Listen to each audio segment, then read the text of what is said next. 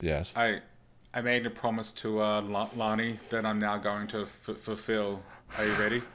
Oh, no. Oh, Whoa, my I had love, no idea. my darling. I've hungered for your touch. Yeah, I promised Lani that I would open the podcast by serenading you with Unchained Melody. I am a man of my word. I made a promise to a lady, and here we are. I don't think the intro is going to get any better than that. Hello, everyone. Welcome to the podcast of the nerds. I'm Ian. And my name is Jack. Today on the podcast, we're going to just catch up a little. It's been a while. Yeah, It's been a while. yeah. I have no idea what happened. Me We'll talk neither. about that in a minute. But yeah, it's been, I think we've missed the last 3 weeks. You did an awesome solo, and then we got together. See, Yeah. I laughed at the solo joke and then the implications when we got together. It's like, all right, I got to own that. That's great. We've done two since then though, I right? thought we I only don't did know. one. Maybe has it been? Has it been God. 4 weeks since you did the solo? Oh my. What? Time is. What? Oh, all right. Okay. Would you say that time Time goes goes by by so so slowly. slowly? Well, in this case, no, really fast. It seems. After we talk about that, I was going to share a little story with you, and then And then I wanted to talk about a little film that we watched called The Waterdance, which hit me pretty hard, shall we say. we're going to be wrapping up with another fanfic reading from Here Is Gone by Terri Botta. We certainly are. Jack, where the hell have we Yes, been? sir. What happened? Time goes by so slowly. That's an excellent question, my friend, and I don't know how to answer that really. I mean, considering we're in the middle of an apocalypse, speaking for myself here, I've Yeah. basically been here doing this. But I mean, I suppose we've both had quite a bit going on, right? Yeah, I mean, we both got stuff going on, but you know what it is. You know what's interesting is that I can't specifically think of so the first week we skipped. I remember you and I both said that we don't want to put out a podcast if we're not giving good energy, if Correct. we're Yeah. not giving good Yeah. podcast. We would prefer to skip a week rather than release something subpar that we're not Yeah, proud of. better to skip a week and than to if we're both kind of like if we Right. both need an off week or whatever. And I have not heard from the audience one way or another, you guys, Yes. whether or not in those weeks you want us to put up a fanfic reading, which at the very least is something we could do, or we could do like a 20-minute. We could do a short Yeah, version, we could do like a freehand, off the cuff sort of dealio, maybe. nerd chat, but like whatever the short. Yeah, we could just react to the news because that's not Yeah, oversaturated at people all. don't need more news. People don't need No. news from us. Yeah, I mean, yeah. Let us know if you'd like some sort of filler. But as for weeks 2 and 3 of us missing it, I kind of feel like you know how we were both just kind of like it just sort of didn't happen. Like yeah, there wasn't really a discussion. It just didn't happen. that's the episode guide script stuff for me. Right. That's one Yeah. day into another, and where I'm just like, I don't know if I have a good enough idea. I don't know, like, and just sitting down and doing the work. When we talk about like, I enjoy doing this. I love talking to you, and once we start recording, different me slips into my toesies. But Yes. but it's still work. It's still work. And to make the decision to Sure. hit the record button and flip that switch and go into that mode is a thing, right? And that's Yeah. the same as sitting down and starting to write the script, where I Yeah. just am like, It takes an initial burst of energy, shall we say? Yeah. There's something to it. It requires something. Yeah, which we didn't apply. We were talking offline about cleaning up our act, I guess you would say. Just sort of organizing, formalizing days in a way that we've been talking Yeah. about doing but haven't done. Yeah, and we just haven't been communicating well as of late. No, no. It's almost like there's a pandemic on and yada, yada, yada, yada, yada. But Yeah, not a good enough reason, especially if we can do better, which I think we can. certainly. Yeah, yeah. I think we can too. But I also had a birthday which kind of lasted three days. You did indeed. Yeah. I already told you, but happy birthday again. Thanks, man. Thanks. It was really good, dude. It was. I say this without any exaggeration. Exaggeration. You're putting a little flair on it. Exaggeration. I'm not being hyperbolic or anything. It was the best birthday I've ever had. It was just amazing. So many people just showed up for me and made me feel special and loved and all of those things. I had a friend come over. Dude, I got to hang out with a real person. And It's weird, right? Right? And we got to hug and laugh and be joyous. And it was amazing. I got to see a real person. Yeah, I mean, I live with people, but whenever I see someone that a friend I haven't seen in a while, it's always like, are you real? My friend Carl, I just can't help but pick up, and he rubs my head the entire time, and we're just like, this is a person. Yeah, one of my best friends, Liv, came over, who some might know from the hangouts, and she brought party hats and blowers and poppers and sugar-free donuts for this diabetic here, and candles, and then we jumped into a Zoom call with a few friends from the group, and then we had candles lit and the donuts, and everybody sang me happy birthday, and I blew out the candles, and that's an experience I haven't had in such a long time, and it was just wonderful. I love the gift too. Can you mention the? Yeah, so Sarah E, also known as the Costume Nerd, organized a gift for me that everybody in the group kind of contributed to. It was a custom-made poster that was made up of like words of affirmation, shall we say. It's currently away getting framed at the moment. The question she asked all of us is a word or two that means Jack to you. Right. And I thought that the stuff you talked about in your solo podcast, I thought, oh, what a beautiful. That was I talked to her afterwards. I was like, that was so thoughtful. What she came up with, I loved it. Beautiful, man. Yeah. Like it's one of the most beautiful and thoughtful gifts I've ever received. It means a lot to me. I mean, I think it says it's away at the framers now. So I think it says you are enough just as you are, or something like that. And then it's surrounded by all these words. Effulgent was one of them. Ginger Jesus. Someone said Viking. Huggable. What's the Ginger Jesus was mine. Really? I'm so surprised. I had no idea. I was the last person, and although there was a whole bunch of good words on there already, I was like, it's not like you made a custom emoticon with that idea, is it? You're the shining light of the channel's emojis. Oh, you.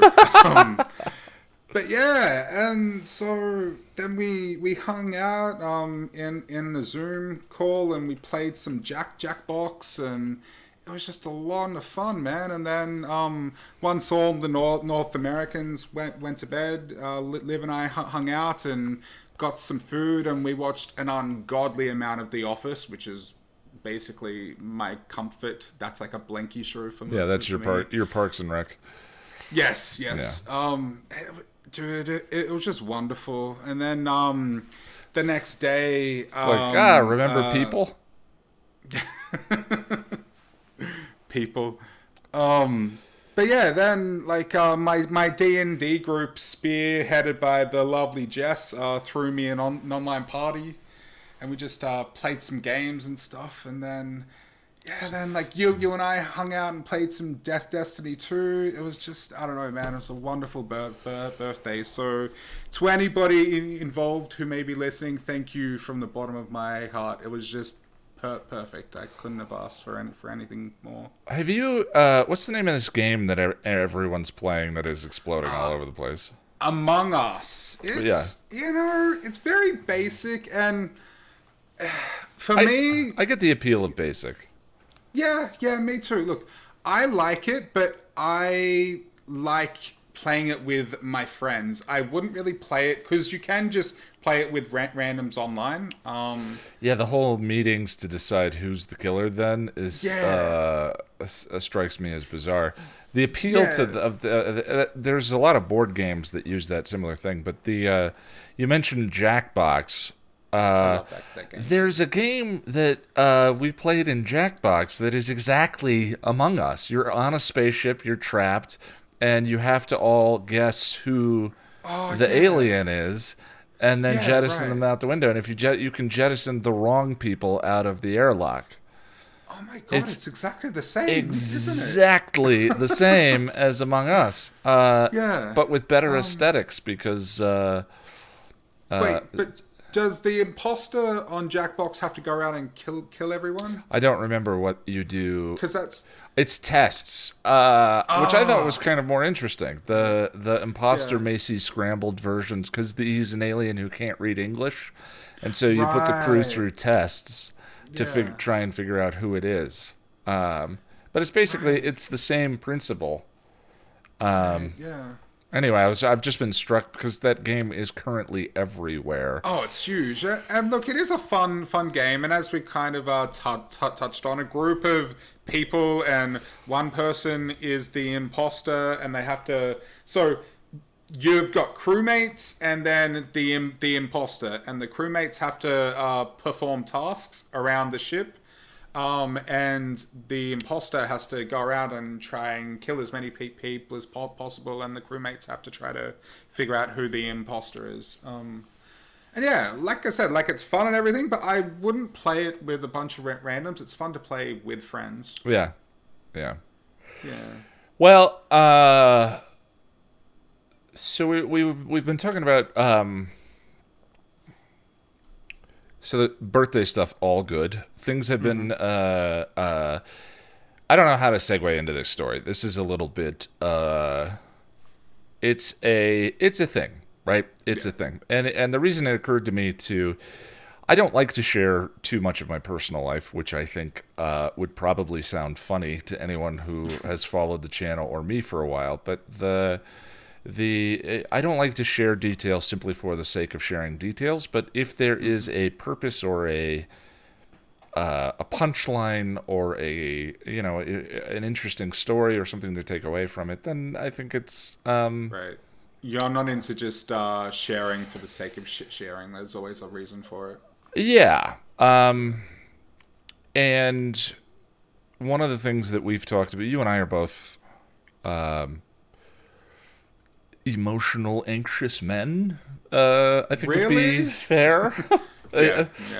Or neurotic as hell. I was trying to treat us more gently than we tend to treat ourselves. Call a spade, though, right? But anyway, it's a bit like one of the reasons why I started the episode guides was there was a feeling that I had watched something significant, and then I read Mark's book, and I thought, well, if I could write these and create something that delivers the information, then I could internalize the information a little bit better. So I thought that, and one of the things you and I talk about, I loved your bit in the solo podcast about stress and anxiety and all of that, and how you're sort of growing through that, and you've mentioned how much you've changed in the last year, and I've definitely seen that much more confident and peaceful. I've changed more in the last year than I have in the 32 years before it, and it was kickstarted by a pretty sad and traumatic event. But I'm very thankful for it Well, now. that is the way, right? Yeah, right. Yeah, yeah. I mean, I've mentioned it many times, but when I was living in San Francisco, there was a point when I was like, I'm either going to drive off the bridge or I'm going to get better, but I'm not going to stay the same. And the thing about not fixing certain problems is like there's a payoff to doing that. That's the thing is like we don't own is yes, being anxious and insecure and all of that, as I have been for years, is an acid bath of discomfort. But it also feels more safe than failing. It feels more safe than attempting the thing that I have been saying I wanted to do or wanted to do, and it not turning out to be the answer to my dreams.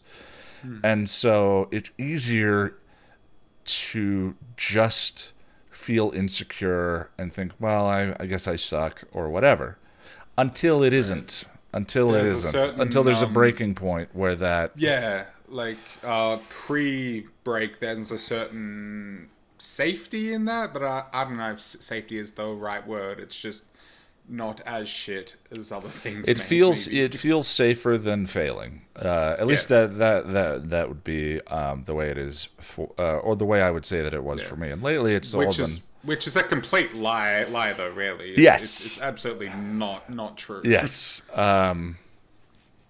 Yeah.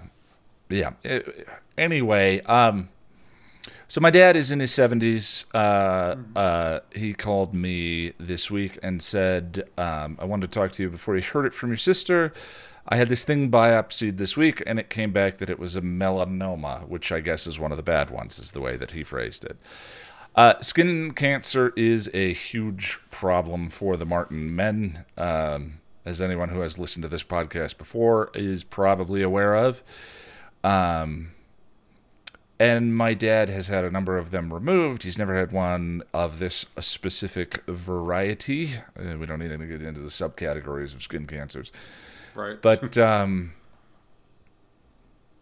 he explains, I asked him what the strategy was, and he said that the nurse said the doctor would call him in a week with strategies for what to do. And my dad was like, a week? Isn't this like a time-sensitive thing? Shouldn't we get this removed as soon as possible? And the nurse got this very awkward pause and said, we're looking into your insurance, what things will and will not work for them. It takes some time. I won't go on a huge rant about American healthcare, but it upsets me. It makes me angry, man. Like, I just think that healthcare, in my opinion, is a fundamental human right. Yeah. Like that should not be a consideration these days. It just shouldn't be. But I don't know. Whatever. Yeah. The only analogy I could think of is like my dad has a poison-tipped arrow sticking in his abdomen, and the doctors need to call and ask permission to pull it out. Do we use gloves? Wait, what gloves are allowed? Do we push it sideways? Do we push it all the way through? What exactly is? Meanwhile, the poison is potentially spreading throughout his body. I'm a little done with this kind of thing. I'm a little done with when you and I have talked about there's a point where you sort of look at, do your ethics match the place where you live and the people around you? Mm-hmm. And this kind of thing to me strikes me as no. If the answer had been, we're backlogged, here's the date we can get you in, and it'll be free. Yeah, that's a different story. That's a very, very different story. Yeah. But we have to ask your insurance for permission to treat you the best way. It's almost like the nurse was saying, we just have to make sure someone's getting paid, like, or something. It just, I don't know. Yeah. Someone's making money off it somewhere. So until before COVID hit, I have health insurance. For the first year that I was doing the channel full time, I didn't have health insurance. And then COVID hit, and I realized that part of my panic and anxiety and all of that was like, if I ended up in the hospital, it would ruin this dream that I've changed my life to pursue, because I would bankrupt myself because I didn't have health insurance to pay for whatever the treatment was, and it was keeping me up nights. And I was like, okay, I've got to go. So I'm using the Affordable Health Care Act, which is colloquially called Obamacare. Obamacare. Yeah, Right. yeah, which I'm in that group where I need that in order to be able to take care of myself. But isn't it like it's not even that good though, right? No. Obamacare, like No. it's still pretty shitty, right? And it's expensive, depending on the variety of it that you get. And for the purposes of COVID, at the moment, I got sort of a mid-tier one instead of the lowest, most basic one. But anyway, so he tells me this. I said to him, "Are you in any pain? What are you feeling? What are you going through?" And now hold on, because this story is not Okay. about what it appears to be about. My dad says to me, "Well, I've been praying and thinking maybe my prayers have been answered."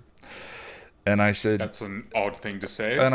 "Yeah, how's that?" And he said, "Well, I've been praying that the Lord takes my body before He takes my mind, and maybe this is that prayer being answered." That's heavy, dude.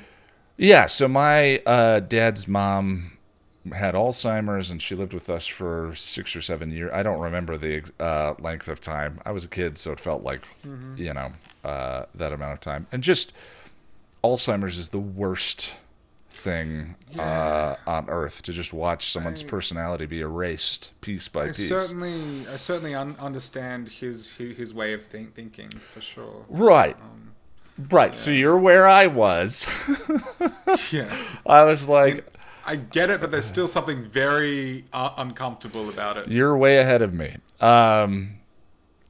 So I paused and I said, "Well, that's an interesting perspective, Dad, but that doesn't particularly help me.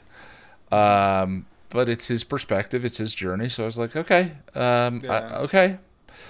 So we said, "Well, let's wait and see what the doctor said, and we'll go from there." And I very rationally thought afterwards, "There's nothing to be done for right now. We'll just Okay. wait and see. I'm fine. I feel fine. Yeah. Jack, I feel okay. I'm fine. I'm fine." Really? Later I that can. later that day, I was video chatting with Lonnie. Told her the story, Yeah. and as we were starting to say goodbye, she said, "Are you okay?" And I said, "Yeah, I'm fine. I just, You weren't though. there's You absolutely weren't. just nothing to do but wait. Nothing to do. I get that. I'm fine. I'm Mm-hmm. fine." No, you weren't. So cut to like 1 a.m. I'm rearranging the entire bedroom badly. I didn't move anything out of the bedroom. I just started Just for shits Austin and giggles. Power, just for no reason. I started Yeah. completely rearranging the bedroom, but I didn't. But it was a boat. It was poorly planned. Yeah. I didn't do anything properly, and so it's a tiny room, and I was Austin Powersing a dresser and the bed back and forth to get them turned in the bedroom. And I'm starting to breathe faster, and I'm starting to argue with my sister in my head, for complicated family reasons. And I'm moving the bed, and I hear the bed frame snap. And I sat down on the floor at 1:30 in the morning. And I went, "Oh, maybe I'm not okay."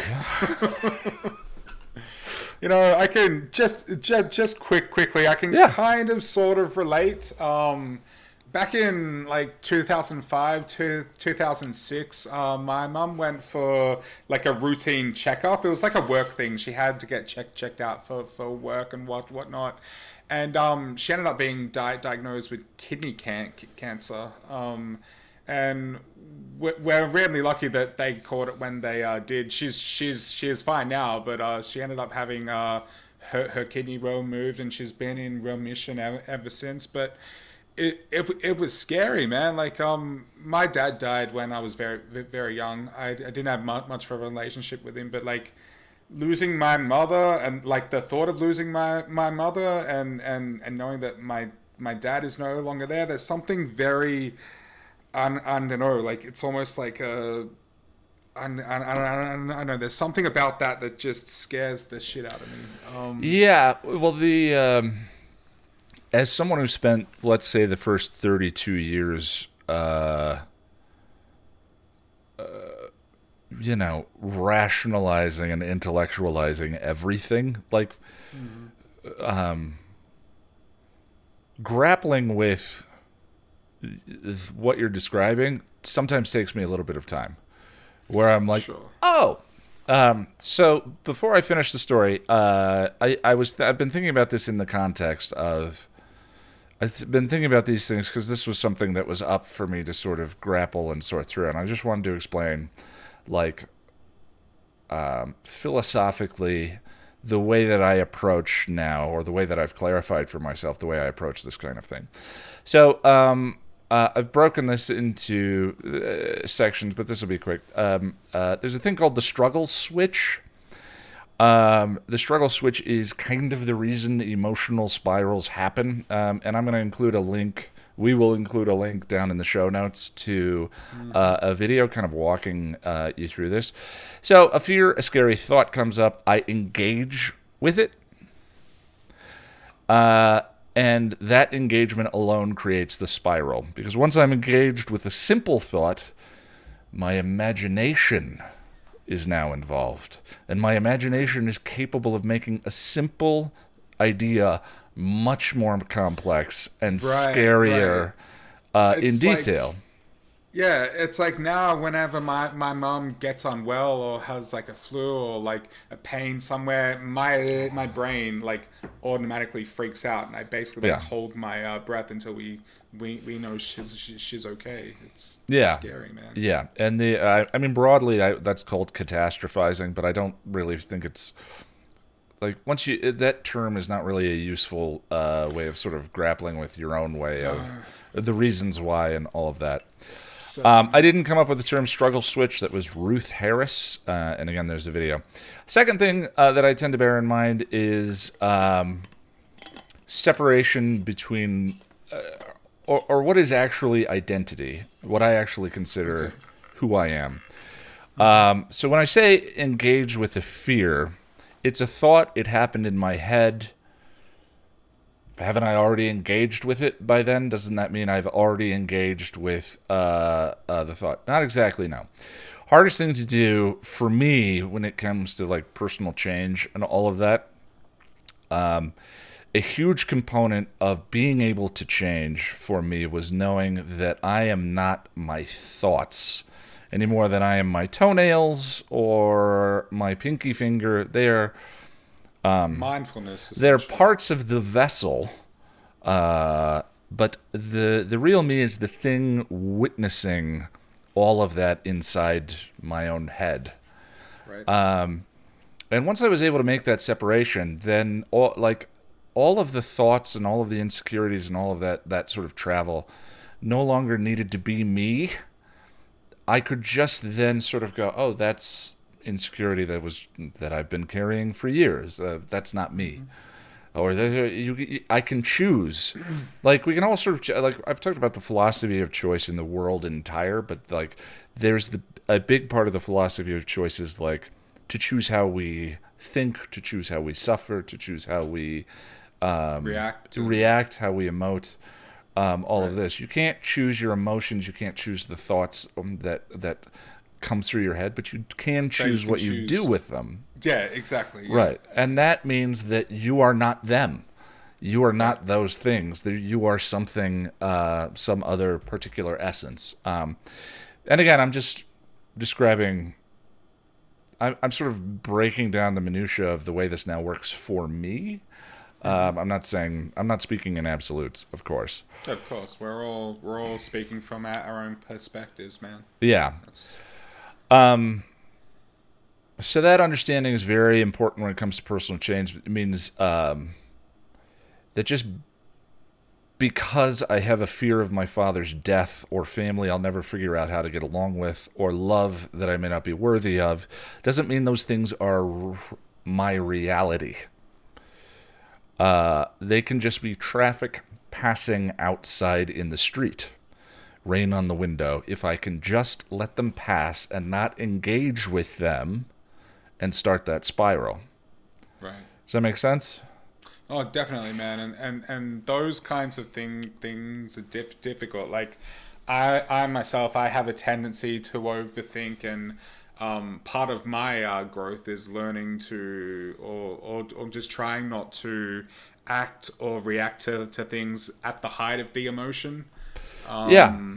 Well, I mean, Yeah. when a lot of this occurs in your own head, it's just important Yeah. to sort of be Yeah. listening to that rather than engaging with it. Oh, there's that. Yeah, and I just find well, at least for me, when I do react or act on emotion, it just leads me into just dark places, and I end up like doing or saying things that once I can't calm down, I'm like, oh, that was really stupid, and I shouldn't have thought that way or did that or whatever.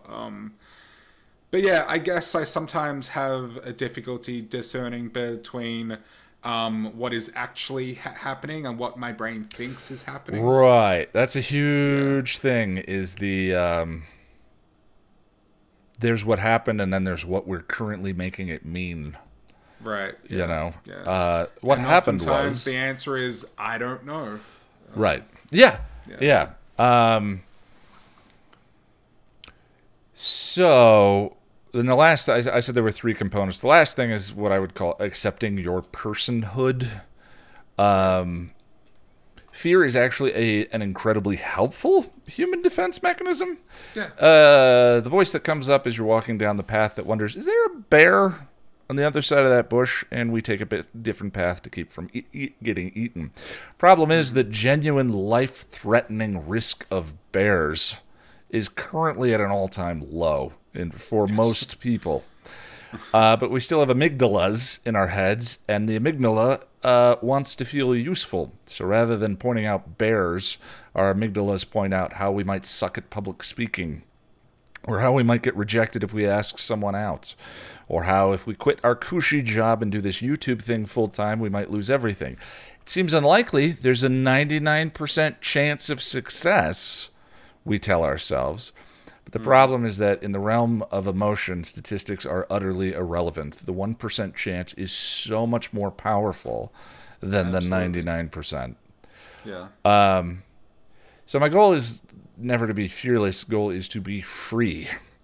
To always be sure that I'm making the choices that I want to make, not the choices that are driven by fear or comfort or any of those things. So anyway, that's sort of the... Would you say you have a choice? You don't have a good choice, but you have a choice? I mean, you could say. It depends on the choice. Yes, true.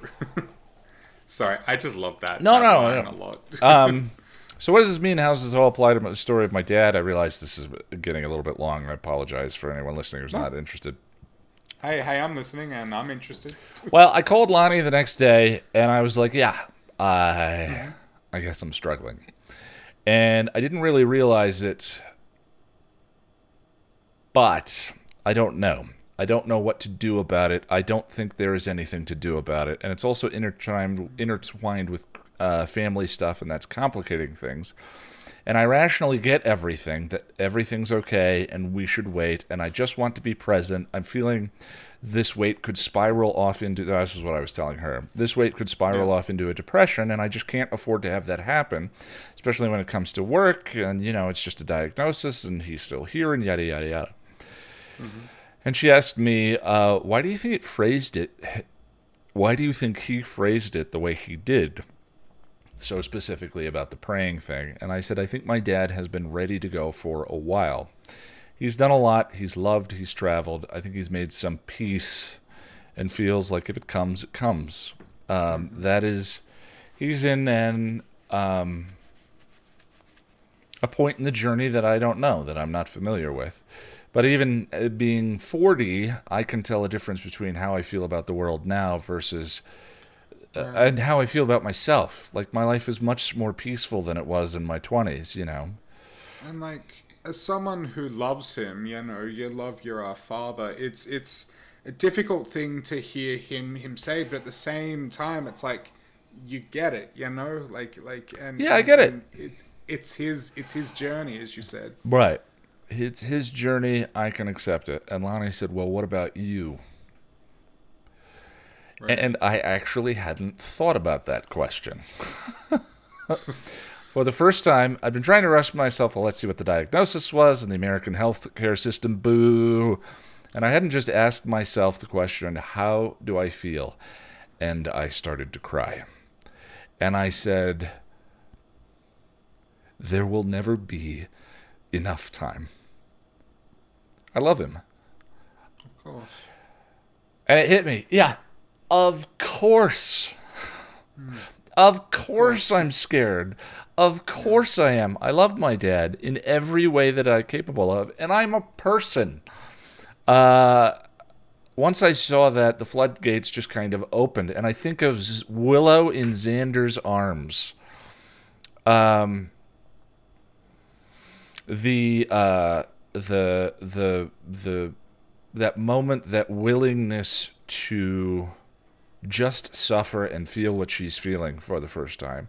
Everything Right. up to that point has been driven by rage or by whatever it is.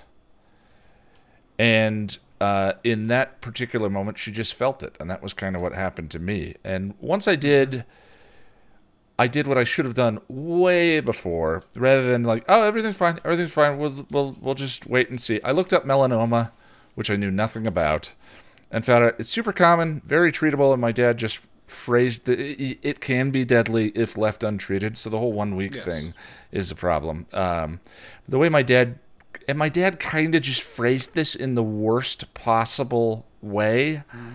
He really did. Which he sometimes has a habit of doing. So I went, oh, I'm afraid. Of course I'm afraid. I'm a human. I'm his son. And I don't know. Which is such... I never realized how important that is. I don't know how And there's something valuable that liberating is. about Yeah. it too, because you're like, I don't know, so I don't have to sit here trying to figure this out. I don't know. I don't know, and whatever I invent in my head is... I don't know the chances that that's any more truthful or possible than the thing that's actually going to happen. I don't know. Exactly. And it's very freeing to me. And I said, I don't know. Making up some scenarios isn't going to get me there. We've got to wait a week. And yeah, I'm scared. Of course, I'm scared. But now that I've You would realized have that, to be a soulless, heartless man Yeah. to not be scared. now that I've realized that, it's made it easier for me to deal with all the bubbling internal generating thoughts that come up. I don't have to engage with them like, is this true? Are they real? Like whatever. I'm just like, oh, I'm scared. Of course I'm scared. Yeah. And I can better just let that thought float away and focus on recording the podcast or writing the next script or whatever it is. And I just wanted to hit that. How is this book I'm writing going to turn out? I don't know. Let's keep writing and find out. How is this video I'm making going to turn out? I don't know. Let's finish it and see. What's going to happen if I ask her out and she turns me down? Well, first of all, I don't know if she's going to turn me down. But if she does, I don't know how that's going to go either. Let's find out. So it's kind of like, consider the options, make a choice, plan your approach, act, and let the chips fall where they may. You know, one of the things, and I've said this to you before, but one of the things I really admire about you is that you're always able to sort of come to terms with things, or you have to have this process where you, I don't know how to really articulate it, but you always find a way to sort of make peace, or to not figure out, but just sort of construct things in your head in a way that allows you to just sort of relax with it, and that's something that I really admire. Well, the one I like it seems like this year, especially because of the pandemic and I'm 7 months sober now, and I realized that. Congrats, man. Thank you. For me, most like a vast majority of my evening binge sessions were driven by just an inability to relax. So I talk about how the volume, alcohol turns the volume way down on the noise in my head, and then, you know, I experience moments of joy and euphoria and just being super relaxed and all of that, and then you pay for it the next day. But at least you have those times. Was the way it goes. The payback was not worth more than the debt. Right. I guess I could summarize it by saying that you have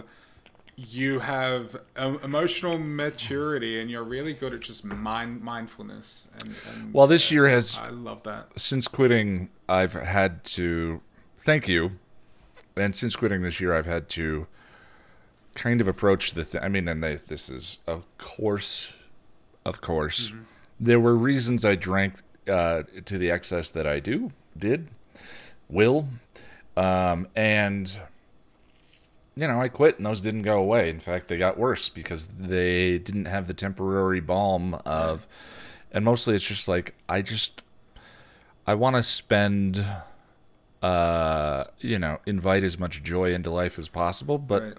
short of that, I want to spend it as peacefully as possible. Right. And because this year has been this year, it's more of a necessity now more than it's ever been. Yeah, I mean, I'm a compulsive Twitter scroller, and it's just littered with like this year has put its foot on the neck of anyone's coping mechanism. Yeah. And and it's been tough for everyone. yeah, and it just has forced me to figure out how to be calm and make peace. Yeah. What is it? Doom scrolling, I think. Yeah, and one of the ways that I do that, make peace, when necessary, is block social media. Right. So anyway, I don't know if that story was interesting, but I just I found it interesting, and thank you for sharing.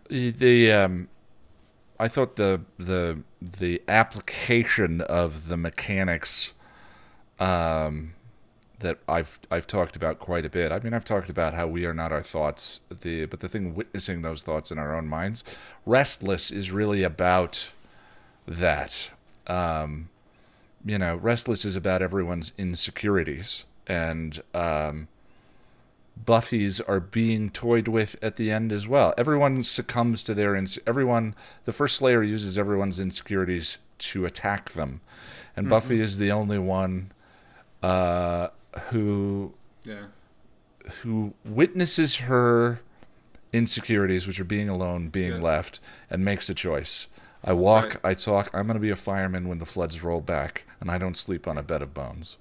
It just kind of dawned on me that Buffy defeats the first Slayer the same way that Nancy defeats Freddy Krueger. She just ignores him, essentially. Yeah. Says, it's interesting. I hadn't thought about the parallel between the two of them, but yeah. There's a very strong parallel there. I can't believe, because I've never thought about that. Restless has a very strong Nightmare on Elm Street parallel. Yeah, because Nightmare on Elm Street, Freddy Krueger's my favorite horror villain of all time. I'm a big horror movie buff, and I can't believe I've never just thought onto that before. But yeah, that's literally how Nancy defeats Freddy. She literally turns her back on him, and he disappears because her fear feeds him.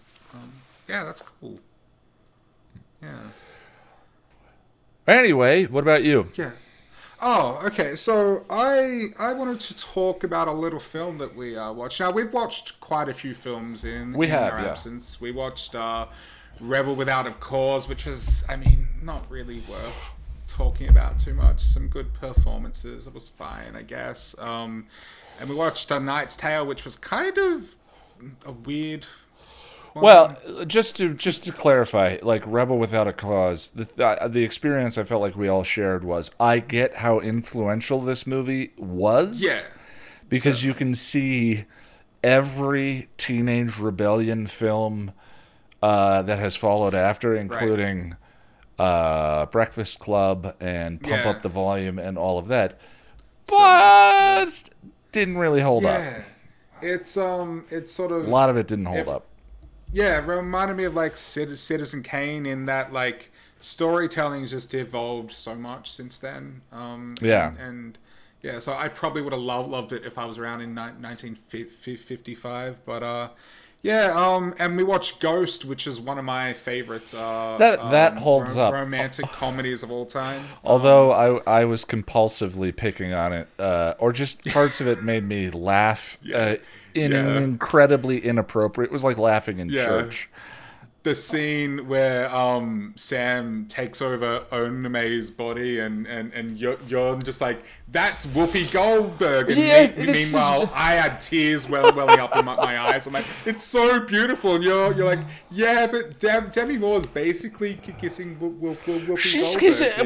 which I look. I love. It's beautiful, yeah. But like that, especially in the '90s when that movie came out, that sentiment was lost. Because the trick is Demi Moore, Whoopi Goldberg lets Patrick Swayze take over her body so that Demi Moore and Patrick Swayze can touch each other again.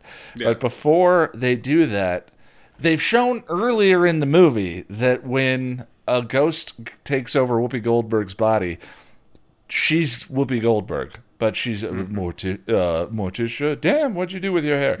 I don't know if that voice is inappropriate to do, so I apologize. But Whoopi Goldberg is fantastic. she's so good in that movie. Yeah. But before Patrick Swayze takes over Whoopi Goldberg's body, Demi Moore closes her eyes.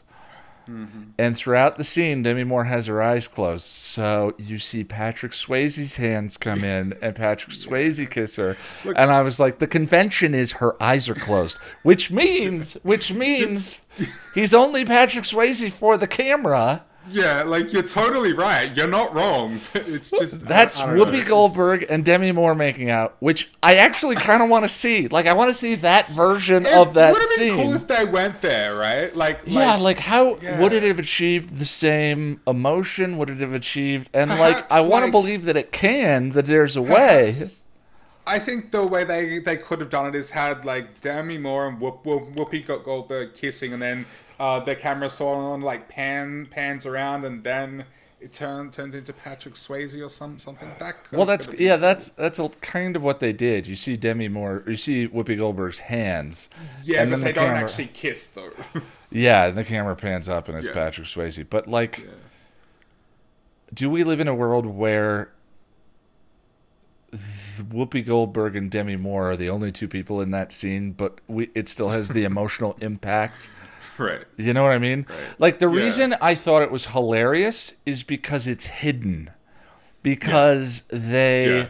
Yeah. it's like, it's Patrick Swayze that they're showing in the shot.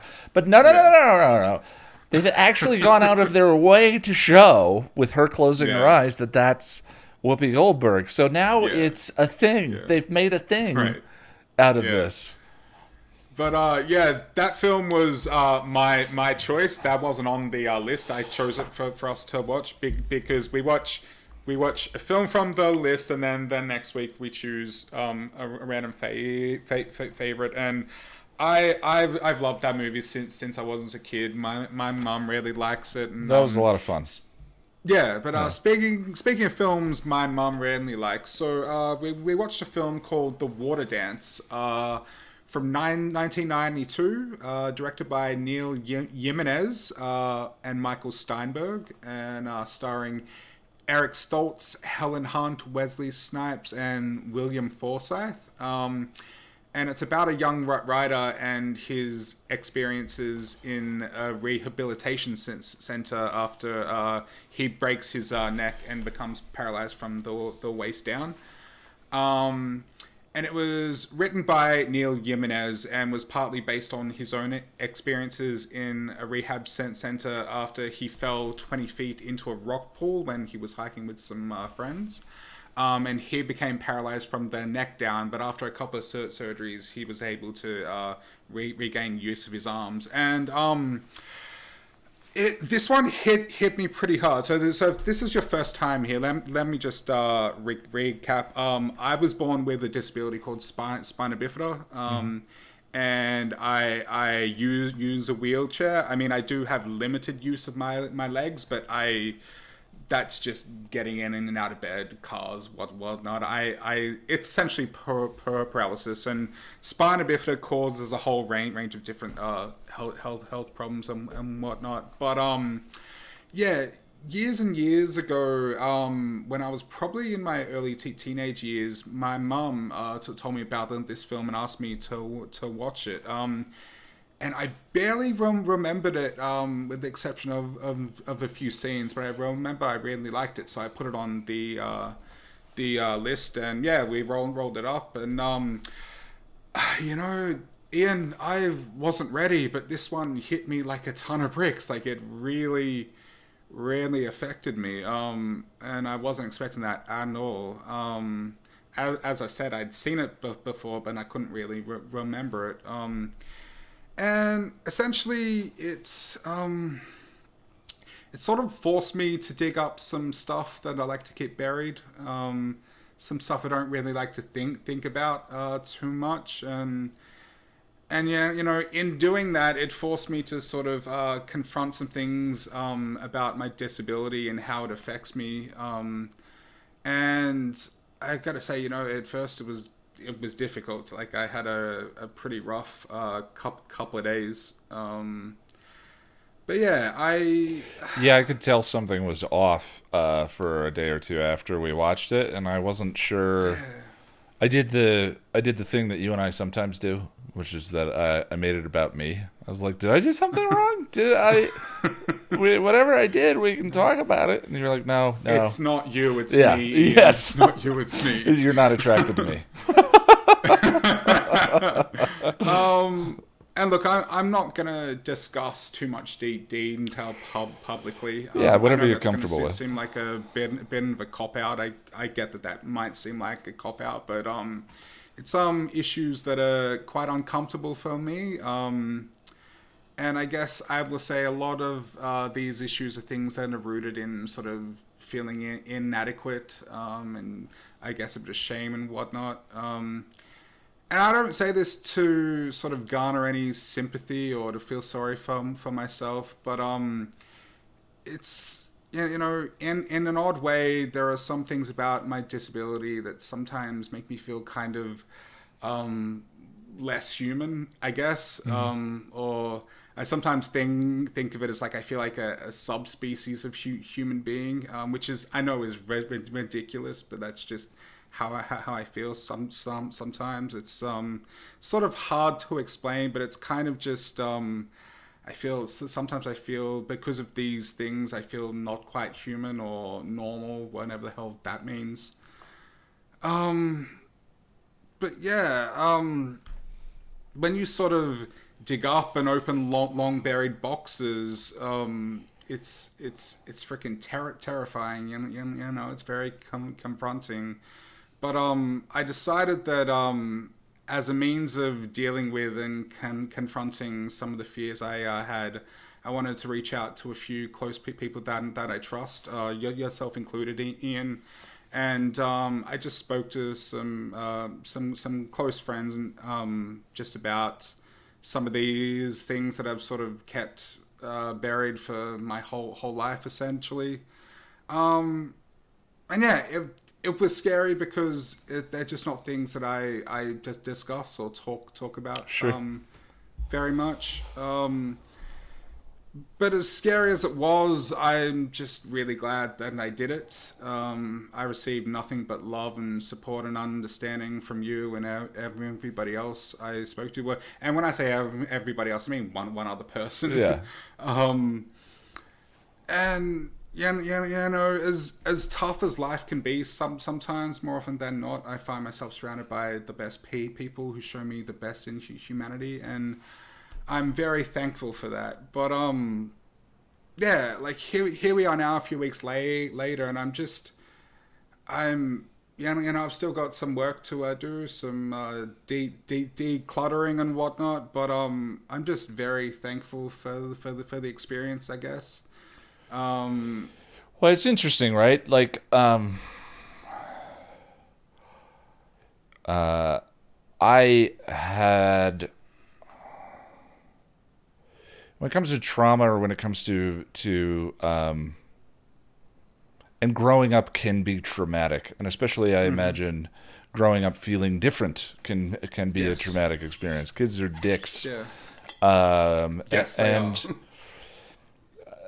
I have dealt with trauma that I have well hoping to eventually work up the guts to talk about and share about on the channel. But the thing that I've learned from it is like, you know, it's a bit like being on fire, and where it's consuming, and you're sort of it's very distracting, and it's sort of like you can't focus on other things and you can't get other things done or Yeah, whatever. It's consuming, and eventually, because we're people, and we as a species are incredibly good at this. We manage to put the fire out, right. and that feels like getting healthy. I go a day without thinking about what happened to me, and then I go a week, and then I go a month. Right. Or you develop scars where you're sort of like, fuck everybody who thinks that way. Yeah. I don't care, or whatever it is. And that feels like getting healthy, and that feels like moving on, But the thing that I've learned, and it took me late into my 30s to realize this, is that entire time you're on fire, you're also making up truths about the way the world works. Like Right. we're learning constantly, and when you're dealing with trauma, that's not a good time to be figuring out how the world works. Right. You know, Yeah. and the thing of it is like those the way I've described them is like flaws in the lens that we look through to see the world. They're incredibly hard to see.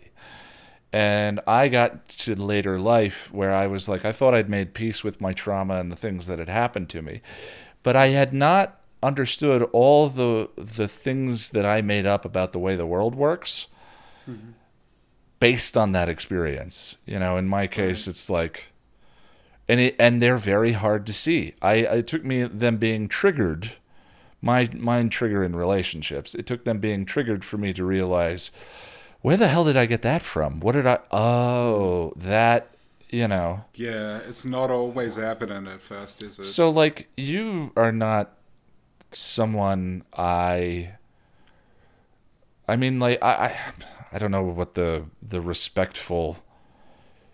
You're not someone who. You're just Jack to me. You've always Right. been just Jack to me. I've gotten to Right. know you as just Jack, and it seems to me that you, at this age, at this point in your life, have grappled with your disability as Yeah. and internalized it as a part of your identity, as a part of just Right. something you deal with and who you are. Right. But that shit And that you went through when you were younger, and the way you were treated, you were also creating ways of interpreting the world at that time. yeah. Right.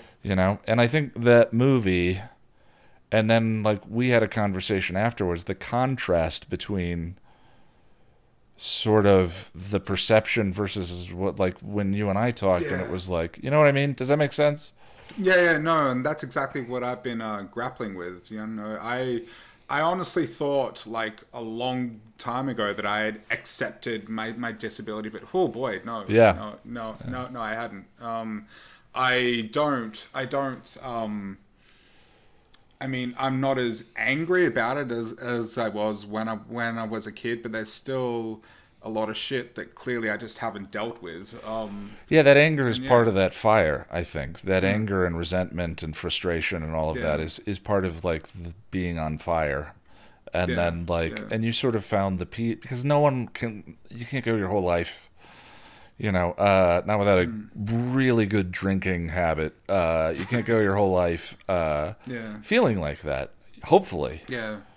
And a huge part of me, like confronting this now and confiding in you and my other friend about this stuff, is just it's a means of it's a way for me to try and accept myself too, because it's kind of like if I can reach out to other people who love me and accept me, that can help me do the same for myself, which is something I've always struggled with. But yeah, like for those of you who haven't seen it, it just shows disability through a lens that is just very authentic. Yeah. And there was like the thing that really spurred it on for me is so Eric Stoltz plays, I think his name is Joel or something. Joel Sounds familiar. Helen Hunt and Eric Stoltz, they're kind of dating, and just the way she just accepted him as he was just very like, I don't know, I loved it, and that was kind of partly what spurred this on to I guess. I know I haven't done the greatest job of explaining connecting all the dots, but it's kind of difficult without being too Well, I mean, personal. it's interesting that you mentioned the Helen Hunt because when you reached out to me to talk about this, there are several Eric Stoltz is grappling with the disability new. He had function and then lost it Yes. as a result of the accident, and he's dealing with his feelings of what that means, the implications of what that Right. means to him now, and projecting them a little bit onto other people. And Yeah. there are several scenes where he's reacting in shame or frustration or whatever, several throughout the movie. Yeah. And Helen Hunt is just like, no, everything's fine. And when we watched it, and you talked to me about it afterwards, I felt like Helen Hunt, where I was like, no, like, you know. It bugged me the way Eric Stoltz was in that regard, but then I had the realization that like I was born with my disability. Yeah, that's a bit. I imagine that's a different and journey. yeah, so that's completely different to somebody who like hadn't an accident, and so I imagine there would be like a loss of like pride and dignity associated with that, I guess. So yeah, I just had to be mindful that like I don't know, disability is different for everybody, Sure. and everybody experiences it differently. But that did bug me because it came across as like, oh, I'm independent and I don't need you and blah blah blah blah blah. And I'm just like, dude, she loves you, Jesus Christ, like come on, like, yeah. But another thing I really loved about it, and this is just from I guess a technical standpoint, the way it portrays disability was so authentic. I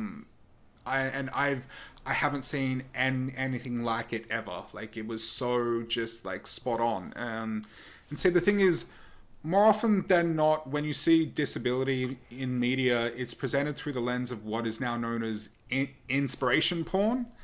And inspiration porn is a term coined back in 2012 by Australian disability advocate Stella Young, who sadly passed away a couple of years ago. But she said, inspiration porn is an image of a person with a disability, often a kid, doing something completely ordinary, like playing or talking or running, carrying a caption like your excuse is invalid.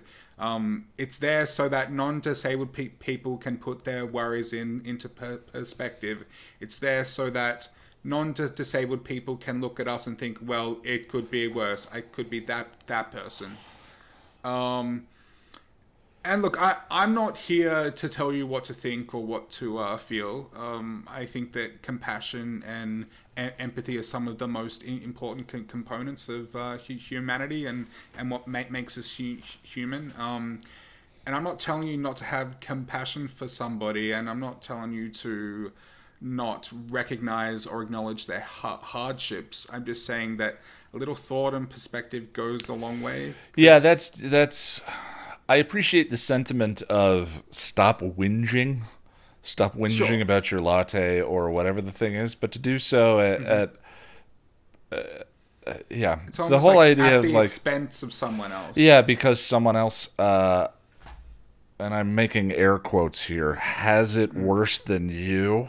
But there is always someone who has it worse. That's Right. the thing. Well, or they don't. I mean, like the relativity of suffering is sort of where I just kind of come back to is people find it confusing how millionaires can commit suicide, and the people who on the surface have absolutely everything. Chester Bennington. I've been listening to a lot of Linkin Park because Chris Cornell. because the Linkin Park Beat Saber thing came out, and I listened to them a lot growing up. And it's like suffering is utterly relative and specific to the individual. Yeah. And depression doesn't care who you are or where you come from or any of those things.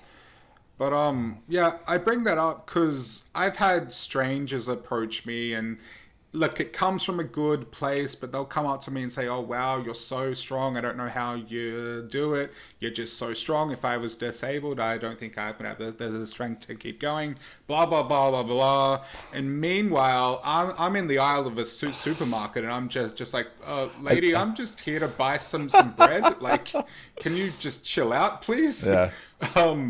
Look, it's well-intentioned, and I think it does come from a good place. But at the same time, when you do something like that, when you say something like that, you're approaching a stranger and telling them that their life isn't worth living. Like, that's kind of how it comes across, you know? You're telling them their life is much harder than it may actually feel to them.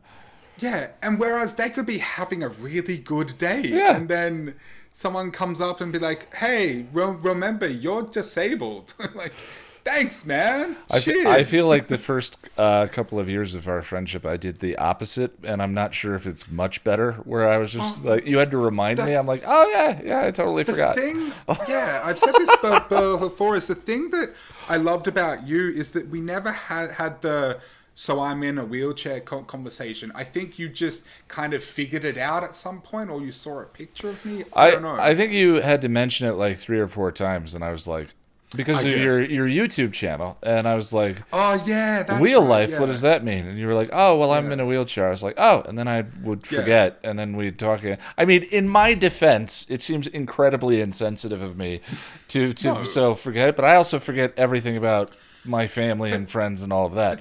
But but we also see each other face to face. I'm just saying, like, for a close friend of mine to forget an aspect of their life in that way seems insensitive, I would imagine. But like, I appreciate it though, because it tells me that it's like it's not something you really care about. It's not something that is at the forefront of your mind. And look, being disabled, it is a part of who I am, and I am on my way to accepting that. But at the same time, it doesn't define me. There are vastly more important and interesting aspects about me than that, you know?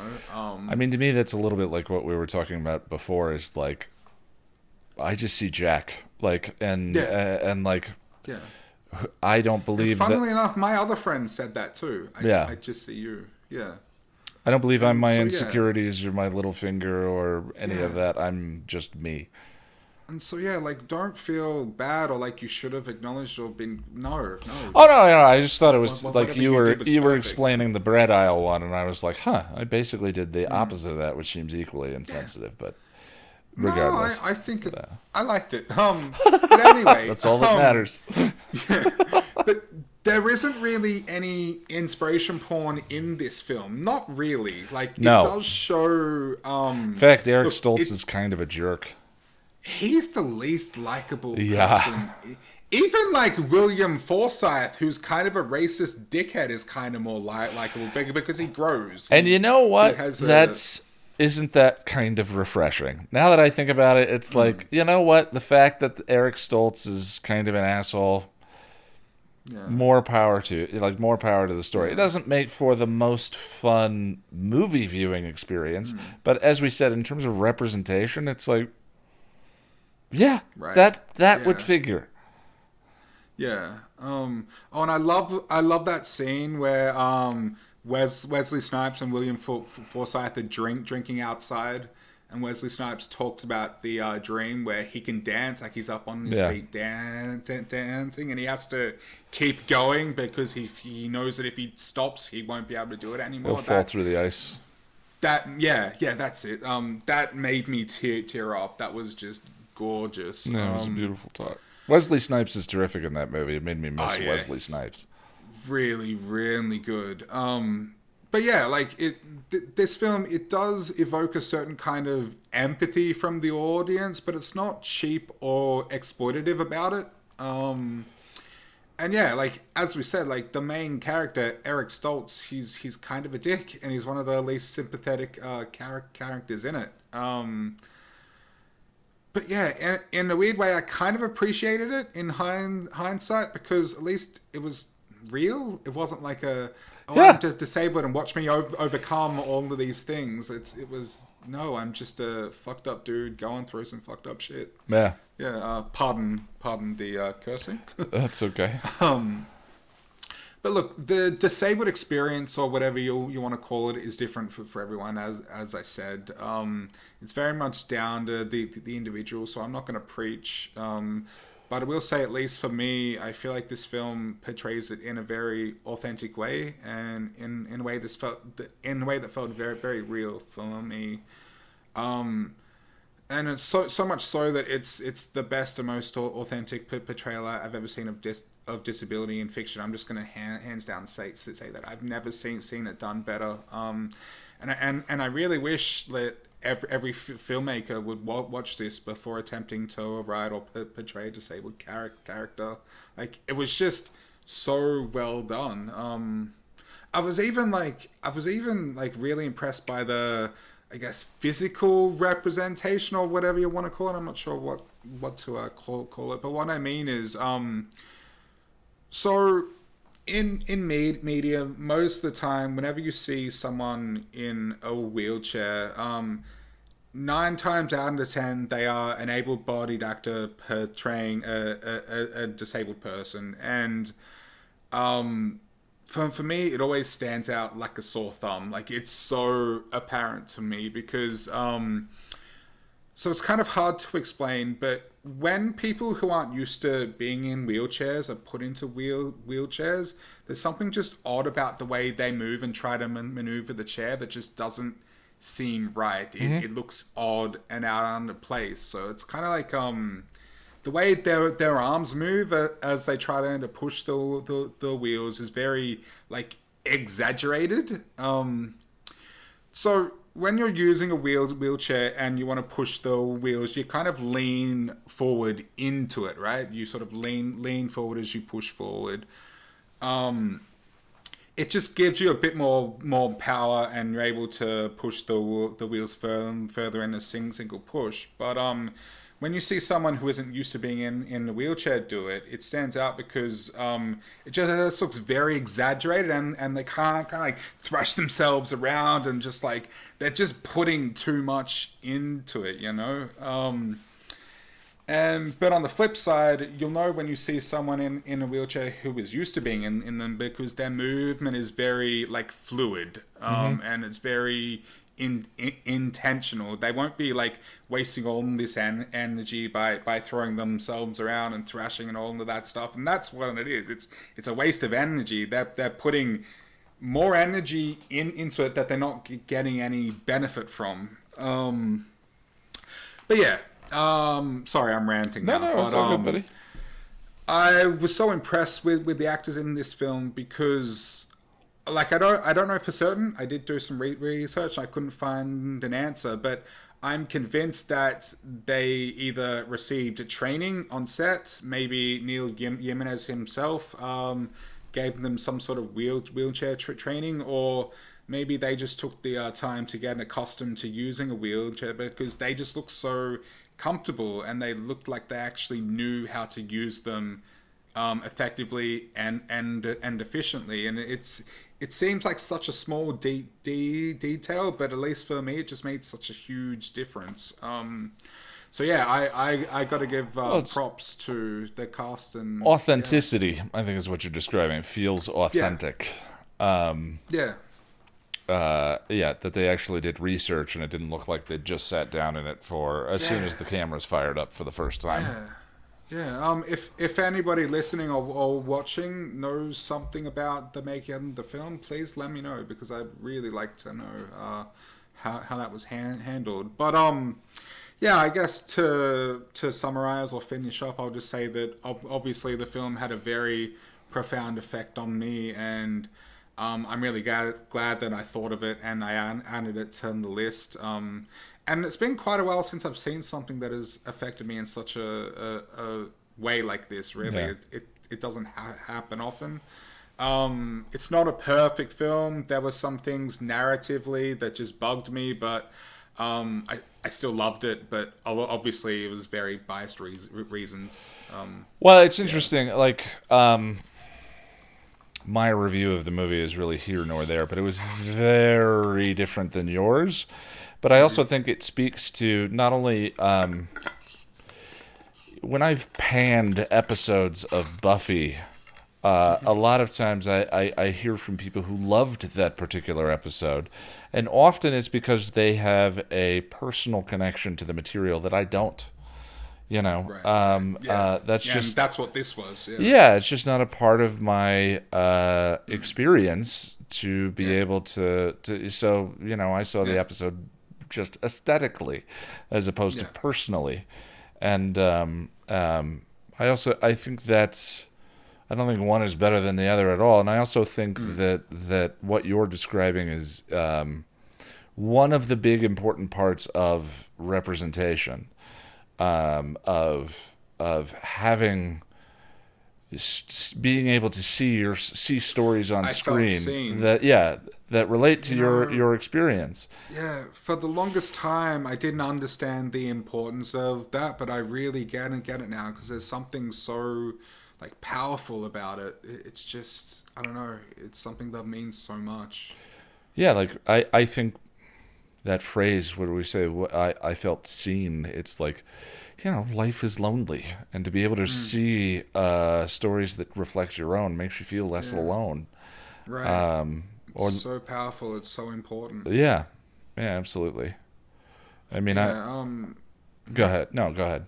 Oh no, I was just gonna say I can understand someone who doesn't have the perspective that I have might not enjoy it or because there are issues with it. I mean, like narratively speaking, just as a story and as a film, so I can understand how some people might not connect with it the way I did. Well, no, but I think that you've given those people fuel to be able to get something out of the film that they might not have otherwise. I certainly hope so. If you do check it out, please let me know in the comments. I'd love to know what you think. Yeah. I'd love to talk about it. I could talk about this film for hours and hours and hours and days and days and days. So let's chat if you want to. Well, before we get into the fanfic reading, I just want to let you know that I am at Ian Nitram on Twitter. And I am at lack of surprise one. That's all one word with a number one at the end.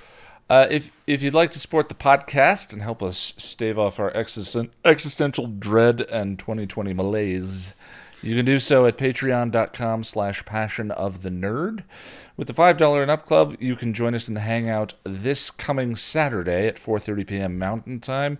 We'll be talking about the second. I forgot to write it in the script notes. I apologize. It's the second Angel episode. Are you now or have you ever been? I think. I think so. But Yeah. don't quote me. which... You can also... Go Sorry, ahead. what? No, go ahead. No, you can also support us by grabbing yourself something from passionofthenerd.com/store. T-shirts, hoodies, mugs, phone cases, all of the stuff you didn't expect to find from the merch store there.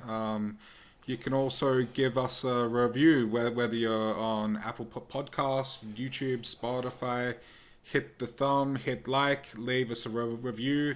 The algorithms are very real, and you might not think it, but those things make a big difference. So They do indeed. And if you're an Amazon Prime member, you may not realize this, but you can support us for free by using your monthly Amazon Prime Twitch subscription at twitch.tv/thepassionofthenerd. I actually did some video game streams this past week, and it was a lot of fun. yeah, they were fun. I was there for Yeah, I keep a spreadsheet of my game backlog and just roll a random game and play it for an hour, and played some stuff that was really interesting and some stuff that was really boring, but being able to do it with the people who decided to show up and hang out was a good time.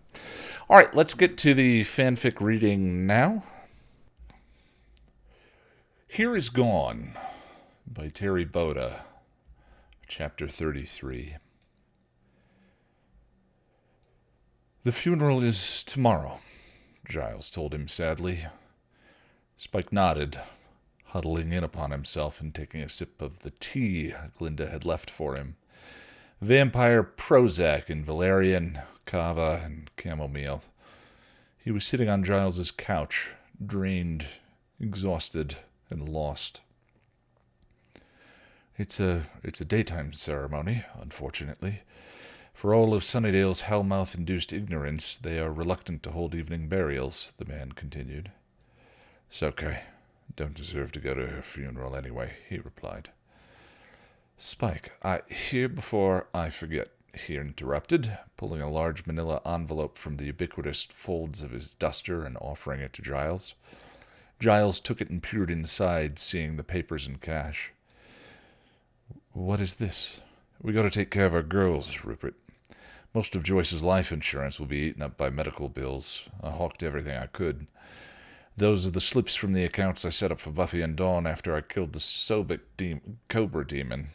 Put the cash in them, split 70-30 with Buffy, getting the lion's share.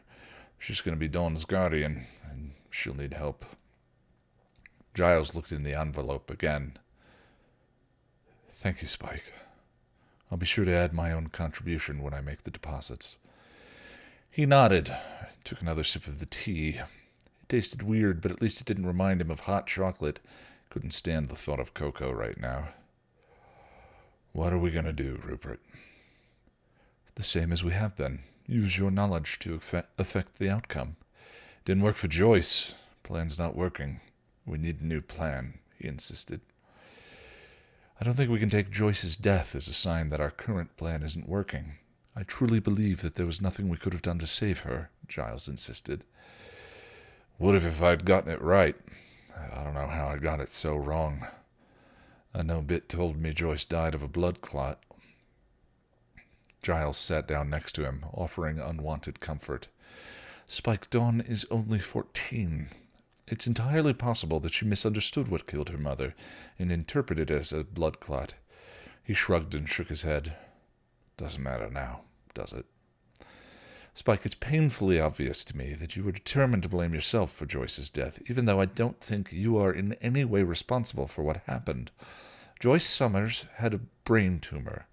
Even if she hadn't died in the same way she had before, there is no telling what the tumor would have returned, whether the tumor would have returned or killed her at a later date.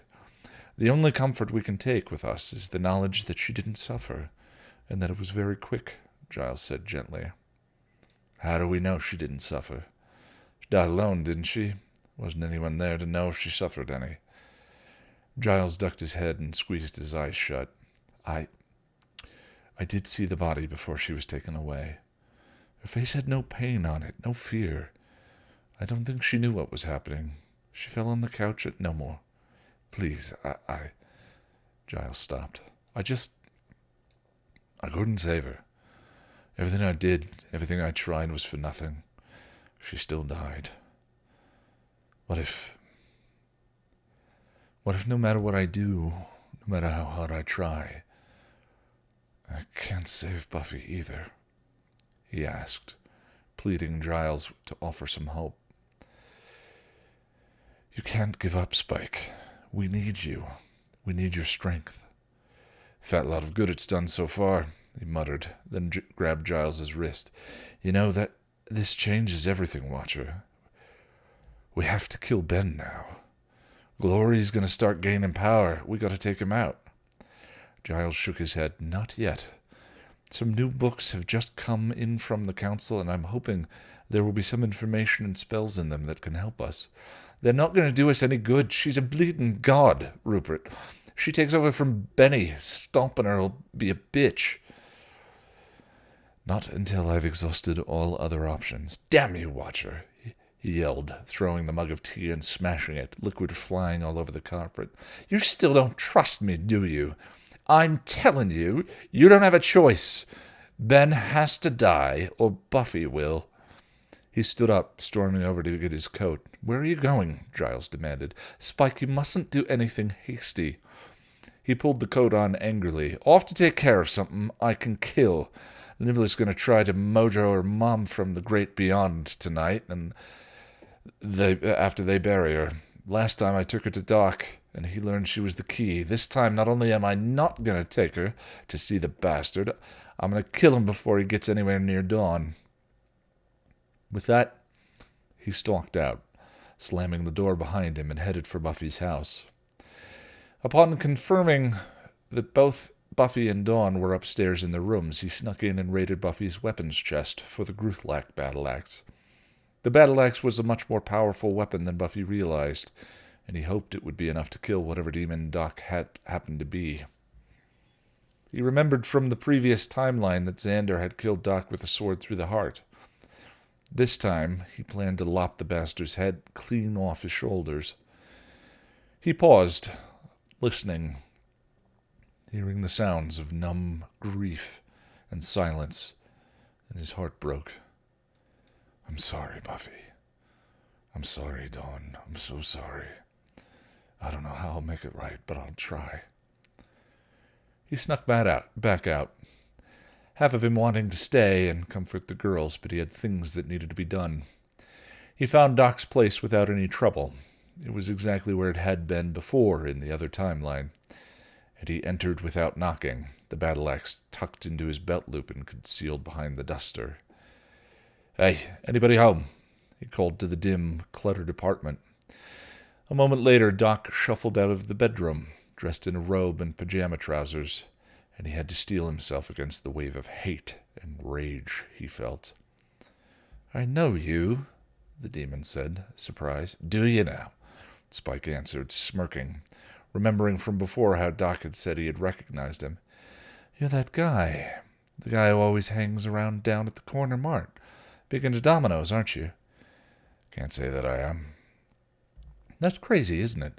I'd swear you were him. I mean, your hair's a different color and you're a vampire, but other than that... Doc trailed off, pensive. Spike bided his time, hand twitching with the itch to grab the axe and kill the man. But he had to wait for the right moment. He knew from experience how fast and strong Doc really was, and he knew he would only have one chance to kill him. Finally, Doc moved closer. How can I help you? Resurrection spells. A friend of mine's mom kicked it. Want to know what's to be done about it. Oh no, that's... You don't want to mess with that. I know a couple of tonics. Make the grief just fly by, he offered. She doesn't want any tonics. Doc sighed, distracted, and Spike moved closer. Geez, I don't know. Just a little further. He was almost within striking range as the demon rifled through some papers and books piled on one of the tables. Then Doc paused and sniffed the air. What is that? He rounded on Spike, eyes wide. You have a soul. That's right, mate. But there's only one vampire with a soul, and he's in L.A. Newsflash, mate. There's two of us now. Only I'm better looking and not a bleeding poofter, he replied, closing the distance between them quickly, reaching behind him for the axe. Who are you? Doc asked, still off his guard and obviously confused. It gave Spike the brief seconds he needed. Your executioner, he answered, whipping out the axe. He swung before Doc had a chance to react and sheared the demon's head from his body. It fell with a heavy whomp, writhed for a moment, and then lay as the head rolled a few paces away. Spike looked down at the head, saw the eyes go black, and then blank, and the mouth drop open.